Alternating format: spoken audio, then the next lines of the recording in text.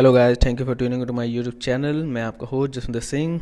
Guys, आज के हमारे वीडियो में हम बात करेंगे कि अभी तक वो कौन सा मिस्टर ओलंपिया है जिसने सबसे ज़्यादा इन्फ्लुएंस किया है, चाहे वो हमारी बॉडी बिल्डिंग की फील्ड हो, चाहे वो हमारी फिल्म इंडस्ट्री हो, या फिर एक पर्टिकुलर इंडिविजुअल पर्सन पे क्या उसका असर हुआ है, कितना इन्फ्लुएंस उसको बंदे की पर्सनैलिटी पे हुआ है इस चीज़ का, इसके बारे में हम बात करेंगे। तो गाइस, यही हमारा आज का टॉपिक है, who is the most influential mister Olympia. तो चलिए शुरू करते हैं हमारा आज का वीडियो। तो गाइस, अगर हम बात करें मिस्टर ओलंपिया की, जो अभी तक के 55 ईयर्स के मिस्टर ओलंपिया के कंपटीशन की जो जर्नी रही है गाइस, उसमें टोटल 14 मिस्टर ओलंपिया विनर रहे हैं। तो जिसमें जो सबसे लीस्ट इंप्रेसिव मिस्टर ओलंपिया रहे हैं, उसमें I would like to give place to Chris Dickerson. Chris Dickerson guys अभी तक के सबसे ओल्डेस्ट मिस्टर ओलंपिया विनर रहे हैं। जब उन्होंने अपना कंपटीशन जीता था 1982 में मिस्टर ओलंपिया का, तब उनकी एज 43 ईयर्स की थी। क्रिस अभी तक के सबसे लीस्ट इंप्रेसिव मिस्टर ओलंपिया हैं गाइस। इसके बहुत से रीज़न हैं, जिसमें से एक है गाइस इनका जो पॉइंटी एल्बो है, जिसको कोई बर्साइटिस भी कहते हैं। ये अक्सर इनके जो कंपटीशन में जब ये पोजिंग दे रहे होते हैं तो उसमें अलग से ही शो हो रहा होता है, ये इनका एल्बो जो अलग से ही नज़र आ रहा होता है, जो कि इनके पोजिंग की जो खूबसूरती है उसको ख़राब कर देता है। आई थिंक क्रिस के पास भी कुछ खास अच्छे जेनेटिक्स नहीं है। खासतौर पे अगर हम बात करें चेस्ट की, तो चेस्ट के मामले में क्रिस की किस्मत कुछ खास अच्छी नहीं थी। जैसे कि आपको इस पिक्चर में साफ साफ नजर आ रहा होगा कि जो क्रिस का जो अपर चेस्ट का पार्ट है वो बहुत ही वीक है। और इसी के साथ अगर हम बात करें उनके आर्म्स की, तो उनके जो आर्म्स में इम्बैलेंस है जो वो साफ साफ नजर आता है। जैसे कि आपको इस पिक्चर में साफ साफ नजर आ रहा होगा कि जो उनका जो लेफ्ट साइड का जो आर्म फोर आर्म है वो उनके राइट साइड के कंपेरेटिवली लेस डिफाइंड और लेस डेवलप्ड है। तो गाइस, ये कुछ रीजंस हैं जिसकी वजह से मैंने क्रिस डिकर्सन को तो इस लिस्ट में नंबर 13 में रखा है। नंबर 12 की अगर हम बात करें तो नंबर 12 पे मैं समीर बनूत को रखना चाहूँगा। इन्होंने 1983 में अपना first and only mister Olympia का टाइटल हासिल किया था। समीर उन लोगों में आते हैं गाइस जो कि सिर्फ एक बार ही मिस्टर ओलंपिया के टाइटल को अपने नाम कर पाए।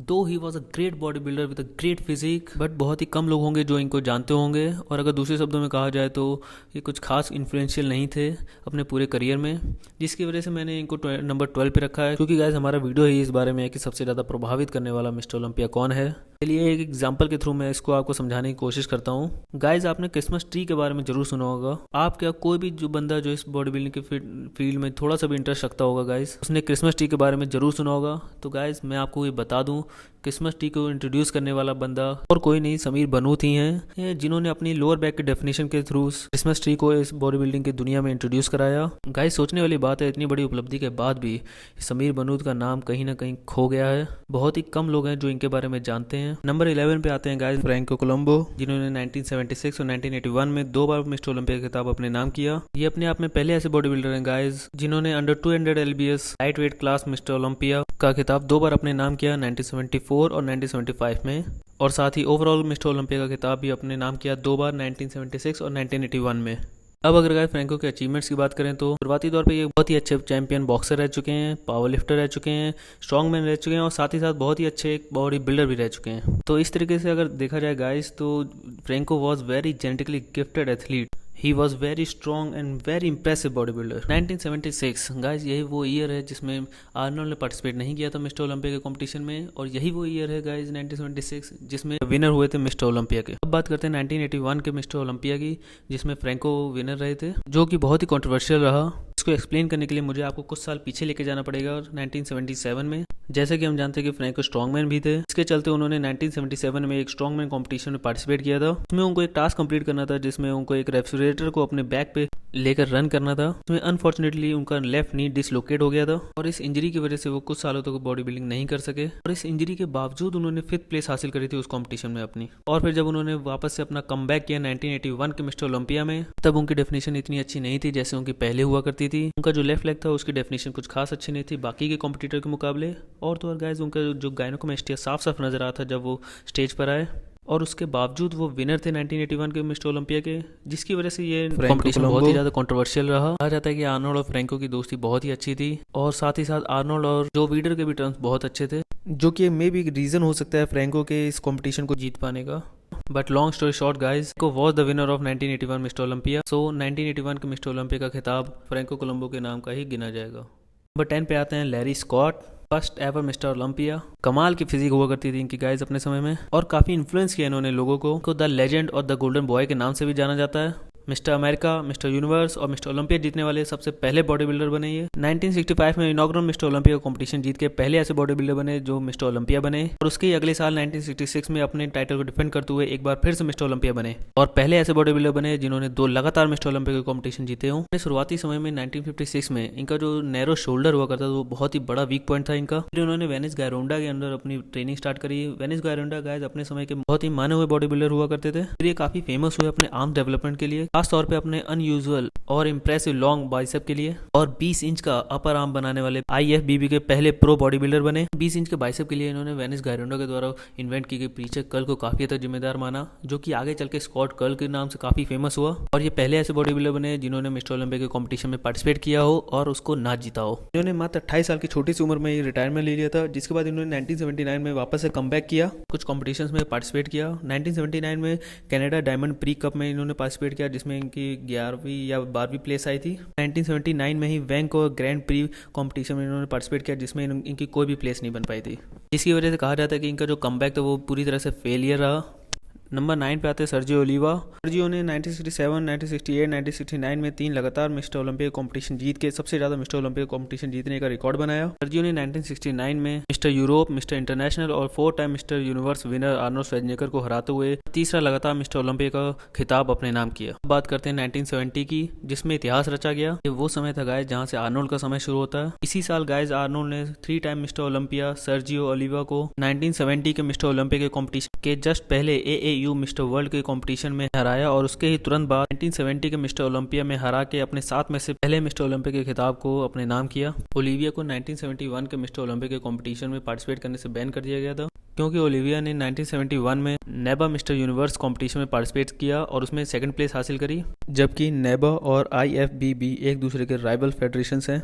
1971 ही वो साल है जिसमें IFBB ने अपनी एक नॉन सेंसर्ड पॉलिसी स्टार्ट करी, जिसके अंतर्गत अगर आप IFBB के प्रो बॉडी बिल्डर हैं और आप किसी राइवल फेडरेशन के लिए कंपटीशन लड़ते हैं तो आप नेक्स्ट कमिंग मिस्टर ओलंपिया के कंपटीशन के लिए डिस्क्वालीफाई हो जाएंगे या फिर बैन हो जाएंगे, जिसकी वजह से 1971 में Arnold was the only competitor to compete in Mister Olympia, जबकि सर्जियो को सिर्फ गेस्ट पोजिंग के लिए ही अलाउ किया गया था। उसके अगले साल 1972 में सर्जियो की 2nd प्लेस बनी थी, जबकि आर्नोल्ड वॉज द विनर, जबकि बहुत से दूसरे बॉडी बिल्डर और सर्जियो हिमसेल्फ ये मानते थे कि उनको ही इस 1972 के मिस्टर ओलंपिया कंपटीशन का विनर होना चाहिए था। बट जैसे कि हम सब जानते हैं सर्जियो और जो वीडर के डिस्प्यूट के बारे में और आर्नोल्ड और जो वीडर की फ्रेंडशिप के बारे में, जिसकी वजह से 1972 का मिस्टर ओलंपिया काफ़ी कंट्रोवर्शियल रहा।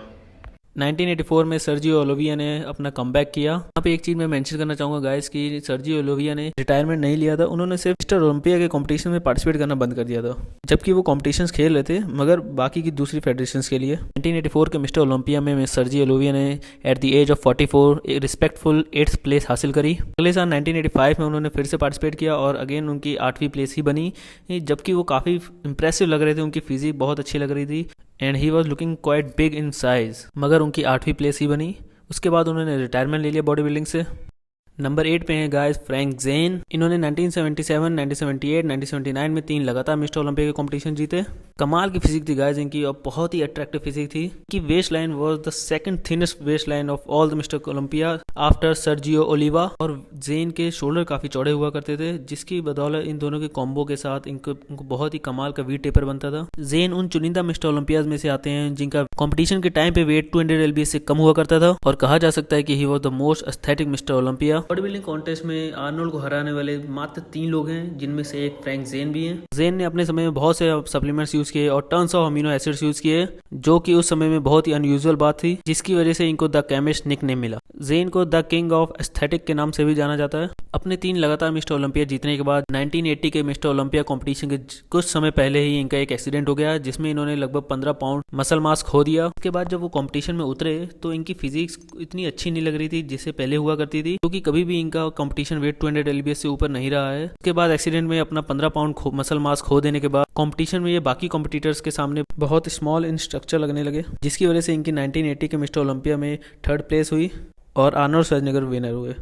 नंबर 7 पे आते हैं फिल हीथ। इनका real name Philip Gerard Heath है। Phil Heath 7 time mister Olympia है। इन्होंने 2011 से लेकर 2017 तक लगातार हर साल मिस्टर ओलंपिया कंपटीशन जीत के आर्नोल्ड के साथ टाई किया 7 टाइम मिस्टर ओलंपिया कंपटीशन जीतने का। दूसरे शब्दों में कहा जाए तो 7 टाइम मिस्टर ओलंपिया कंपटीशन जीतने वाले ये सेकंड बंदे हैं आर्नोल्ड के बाद। पहले नंबर पे रूनी कोलमन और ली हेनरी हैं 8 बार मिस्टर ओलंपिया कंपटीशन जीत के। वापस से फिल हीथ पे आते हैं guys. 7 time mister Olympia guys, इसी से आप अंदाजा लगा सकते हैं कितनी कमाल की फिजिक रही होगी इनकी 2011 से 2017 के बीच में। मतलब ये कहना गलत नहीं होगा कि extremely gifted in terms of physique, मगर इनके बिहेवियर की वजह से बहुत से लोग इनको पसंद करते हैं और बहुत से लोग इनको पसंद नहीं भी करते हैं। But still guys, one of the best genetics ever.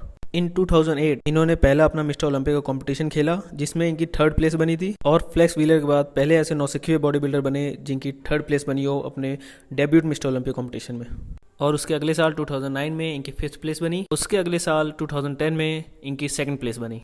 उसके बाद गाइस 2011 से इनकी 7 लगातार मिस्टर ओलंपिया कंपटीशन की जीत का सिलसिला चालू हुआ, और फिर 2017 में इन्होंने अपना last 7th mister Olympia competition जीता। और फिर उसके बाद 2018 का competition I think guys Phil Heath इसलिए भी हार गए क्योंकि वो बहुत ज़्यादा स्ट्रगल कर रहे थे ब्रीथ करने के लिए बिटवीन द पोजेज। फिल बहुत जोर जोर से ब्रीथ कर रहे थे गाइस, जैसे कि अभी आप स्क्रीन पे देख पा रहे हो कि उन्होंने एकदम अपना एब्डोमेन बिल्कुल ही ढीला छोड़ रखा था, और वो इतनी जोर जोर से सांसें ले रहे थे गाइस कि लग रहा था जैसे वो अपने पेट से सांस ले रहे हो, और उनका गट साफ साफ नजर आ रहा था। मतलब वो अपना मिड सेक्शन बिल्कुल भी कंट्रोल नहीं कर पा रहे थे, जो कि बहुत बड़ा डिसएडवांटेज रहा। और उनकी 2018 के कंपटीशन में 2nd प्लेस रही। जस्ट बिकॉज गाइस अभी तक 13 में से सिर्फ 7 लोग ही कवर हो पाए हैं, इसलिए इस वीडियो को मैं यहीं पे एंड करूंगा और इसका पार्ट 2 में अलग से अपलोड करूंगा, क्योंकि गाइस ये लेजेंड्स हैं ही इतने महान कि इनके बारे में जितना भी बोला जाए उतना कम है। इसलिए बाकी के 6 मिस्टर ओलंपियाज को मैं अपने अगले वीडियो में कवर करूंगा इसके पार्ट 2 में। इसलिए गाइज सबसे ज़्यादा प्रभावित करने वाले मिस्टर ओलंपियाज में से नंबर 1 पे कौन आता है ये देखने के लिए इसका पार्ट 2 बिल्कुल मिस ना करिएगा। तब तक के लिए take care and bye bye.